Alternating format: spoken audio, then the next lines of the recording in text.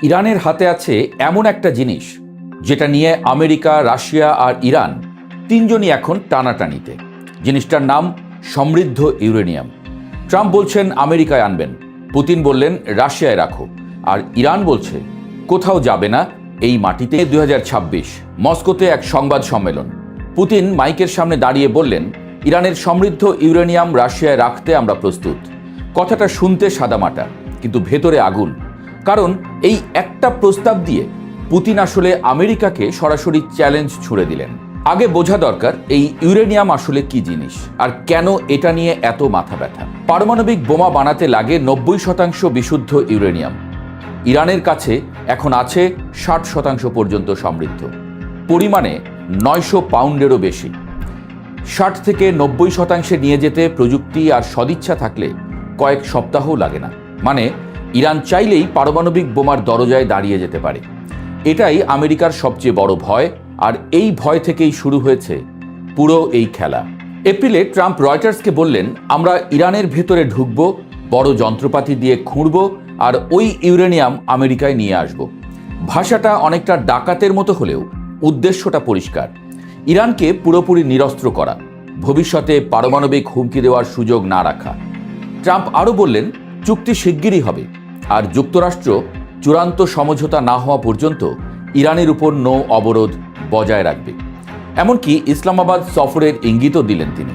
পাকিস্তানকে মধ্যস্থতায় রাখার ইশারা কিনা সেটা অস্পষ্ট, কিন্তু ঘোষণার সঙ্গে বাস্তবতার ফারাকটা ছিল বিশাল। তেহরান সঙ্গে সঙ্গে জবাব দিল। পররাষ্ট্র মন্ত্রণালয়ের মুখপাত্র ইসমাইল বাঘাই রাষ্ট্রীয় টেলিভিশনে বললেন, ইরানের ইউরেনিয়াম কোথাও যাবে না। যুক্তরাষ্ট্রে পাঠানো তো দূরের কথা, এটা কখনো আলোচনার টেবিলেই আসেনি। তার কথাটা ছিল রীতিমতো কাব্যিক। ইরানের মাটি যেমন পবিত্র, আমাদের সমৃদ্ধ ইউরেনিয়ামও ঠিক ততটাই গুরুত্বপূর্ণ। এই একটা বাক্যে ইরান পুরো অবস্থান জানিয়ে দিল।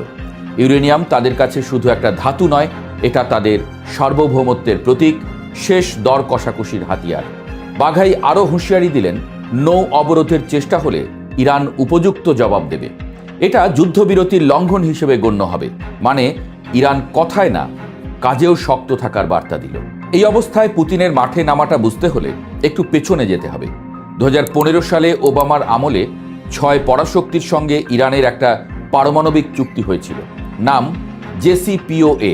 শর্ত ছিল ইরান তার সমৃদ্ধ ইউরেনিয়ামের বড় অংশ রাশিয়ায় পাঠাবে, বিনিময়ে নিষেধাজ্ঞা উঠবে। ইরান মেনেছিল, কয়েক টন ইউরেনিয়াম রাশিয়ায় চলে গিয়েছিল।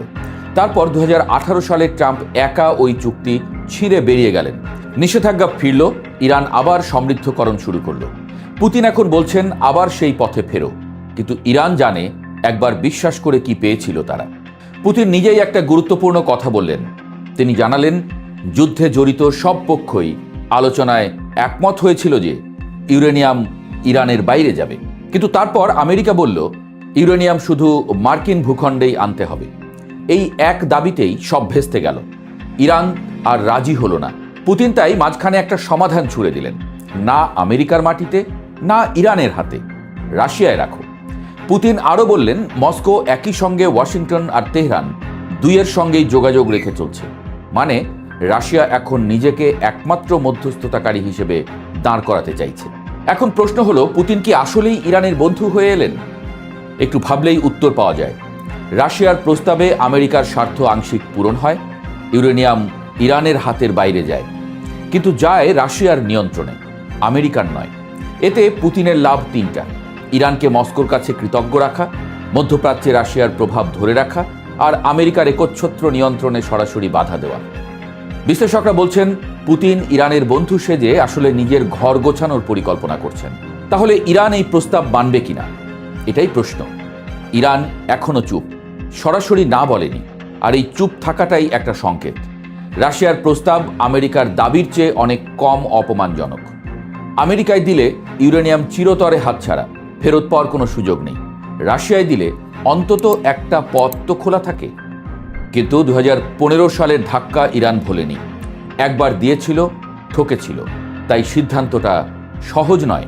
ইরানের ভেতরে এখন দুটো মত কাজ করছে। একদল বলছে রাশিয়াকে ভরসা রাখা যায়, আরেক দল বলছে কাউকেই বিশ্বাস করা ঠিক না। এই দ্বন্দ্বটাই তেহরানের চুপ থাকার আসল কারণ। এখন তিনটা রাস্তা খোলা আছে।